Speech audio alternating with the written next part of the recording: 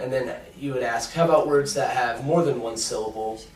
Attack, matter, attend, tension. And then you would ask the students to look through some of their books for other words that contain those syllables.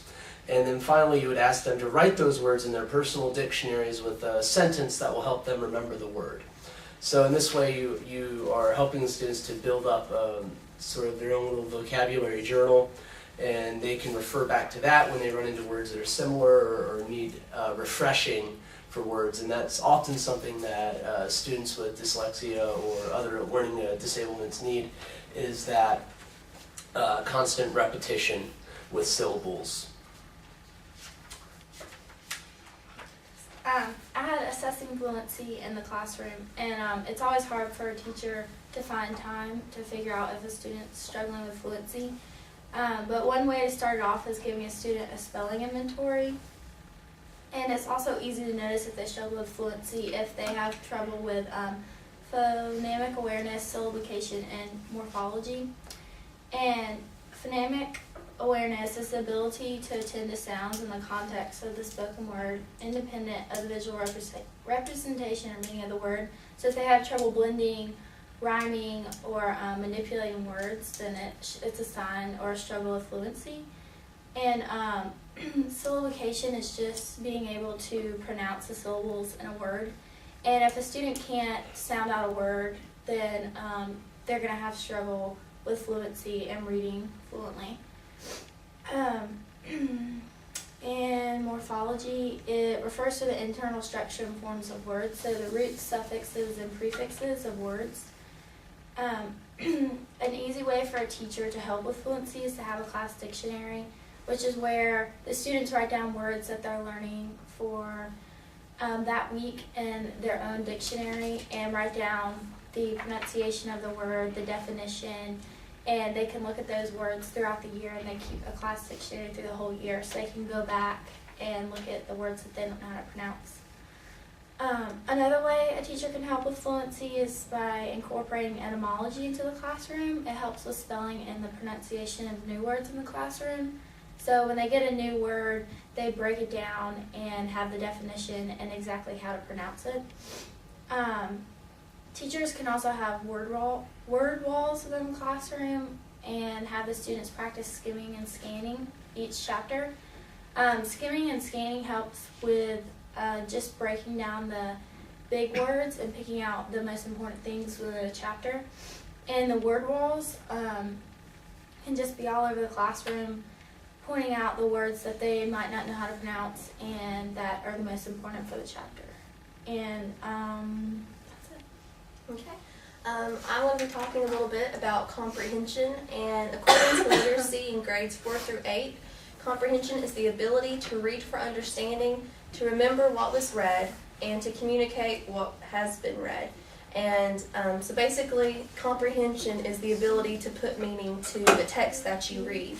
And if you remember back to the cognitive A-frame that we looked at in class, reading comprehension is composed of two main factors: language comprehension and decoding. And each of those factors are divided into basically sub-factors, and they all work together to create comprehension. Now there are 3 levels of reading comprehension: the literal, the inferential, and the critical level. The literal level is basically the student's ability to read what was read and simply understand it. The inferential level is the ability to take the implied message from the reading. And the critical comprehension is basically promotes critical thinking skills.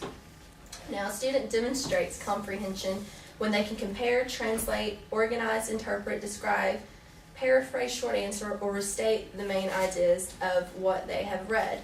Now, there are also internal and external factors that affect comprehension, and as teachers, we have to work to try to get students to overcome those factors. And we can do that by using different strategies, reading strategies. They're called pre, during, and reading strategies. And a pre-reading strategy is basically something that a student does before the reading takes place. It helps to set the purpose of the reading. It helps to motivate the students. and it also sparks interest in the text from the students. And some examples of these are anticipation guides, the pre-reading plan, and the word vocabulary chart. An anticipation guide is basically something that a teacher will give the students before they read a text, and it's just some teacher-generated questions about the text, and the students go through and they decide whether or not they agree with the statement. So it basically helps to motivate the students to get interested in the reading, while at the same time getting their preconceived notions and ideas about the concept they're going to be reading about for the day. And during reading strategies are activities that students complete while they read. It helps them to stay focused by having them to interact with the text. And some of these include slotted notes, which we use in class often, the SQ3R, and knowledge organizers, which are things like graphic organizers, topic and sentence outlines, and the Cornell note system. And then there's also post-reading strategies that teachers can use to improve comprehension, and they are, just as they say, sound is something that you would do after reading the text, and it helps to basically reinforce the messages and the big ideas of the text. And these include the Think, Pair, Share, the Socratic Seminar, teacher-directed recitation, visual representation, and the paragraph frames. Okay. Okay, do you want to go next? I have writing, so what do you Okay. have? I have a vocabulary. Alright, I guess I'll go. Want, want, want, want, want, want, want. That's basically what reading a passage would sound like if a student did not know how to use vocabulary. Of course, they would understand the basic words like the have, has, I, but you wouldn't be able to understand what a democracy is if you didn't know what a democracy was before going in.